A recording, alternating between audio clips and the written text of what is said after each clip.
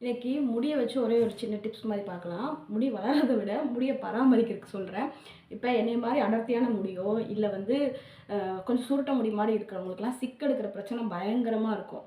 அ எங்கேயாவது free hair போட்டு போனா கசகசன்னு இருக்கும். கொஞ்சம் ஷைனிங்கா இருக்கிறவங்களுக்கு கூட பிரச்சனை இல்ல. அவங்கலாம் எப்படி பண்ணாலும் அவங்க முடி வந்து அவங்க பேச்ச கேட்கும். நம்ம முடி வந்து அடங்கவே அடங்காது. நம்ம பேச்ச கேட்காது. ஸோ அப்படி இருக்கும்போது இப்ப நீங்க தலை குளிக்கிறீங்க அப்படின்னா, இந்த செம்பருத்தி பூ, செம்பருத்தி இலைகள் பத்தி நான் ஒரு டிப்ஸ் போட்டிருக்கேன். அத பாருங்க.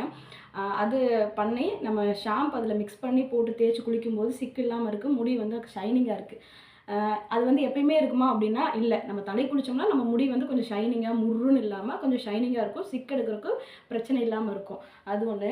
அப்புறம் வந்து இப்ப எனக்கு வந்து சின்ன வயசுல தலையில ஒண்ணு அடிபட்டுருக்கு. அதனால நான் தலைய வந்து நல்லா காய வச்சுருவேன் வெயில்ல.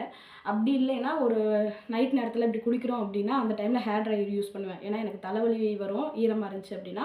அதுக்கப்புறம் தலைவலி வந்து அப்படியே காய்ச்சல், சளி அந்த மாரி எல்லாமே வரும்.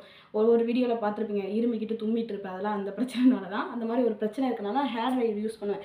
ஹேர் ட்ரையர் யூஸ் பண்றனால முடி பாருங்களேன், இங்க இங்க கட்டாயி கட்டாயி இருக்கு. கட்டாயி வரனால இந்த ஹேர் ஸ்டைல் எல்லாம் மாத்தி மாத்தி தலை சீவ வேண்டியதா இருக்கும். இல்லைன்னா இது முன்னாடி முன்னாடி வந்து ஒரு மாதிரி இருக்கும்.